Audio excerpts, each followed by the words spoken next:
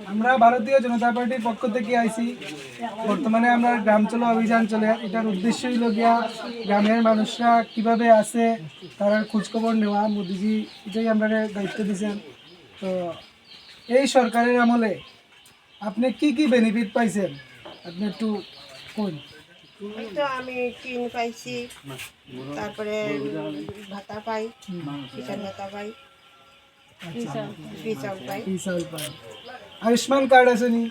আচ্ছা, এটাও আমরা জানিয়ে রাখুন। সুখবর হইল আমাদের মুখ্যমন্ত্রী ডক্টর মানিক শাহজি ঘোষণা দিয়েছেন যে ত্রিপুরা রাজ্যের প্রত্যেকটা ফ্যামিলি আয়ুষ্মান কার্ডের আওতায় আইব। এটা সম্ভবত আগামী ফাইন্যান্সিয়াল ইয়ার থেকে শুরু হইব। কোনো ফ্যামিলি বাদ থাকতো না। 5 লক্ষ টাকা স্বাস্থ্য বিমা পাইব। সার্বিকভাবে আপনার কাছে দেশের পরিস্থিতি, রাজ্যের পরিস্থিতি আগের তুলনায় কিরকম মনে হয়? মানে আগে যেরকম চাঁদাবাজি আছিল এখন আসেনি, এখন মিছিল মিটিংয়ে যাইতে লাগে না।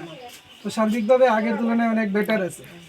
ভারতবর্ষের যে রাম মন্দির তৈরি হয়েছে এটাতে আপনার মানে কিরকম লাগছে? আচ্ছা, তো আগামীতে লোকসভা ইলেকশন আইতেছে। তো এই ইলেকশনে আমাদের প্রধানমন্ত্রী পুনরায় নির্বাচিত হইতা, এটাই আমরা আবেদন।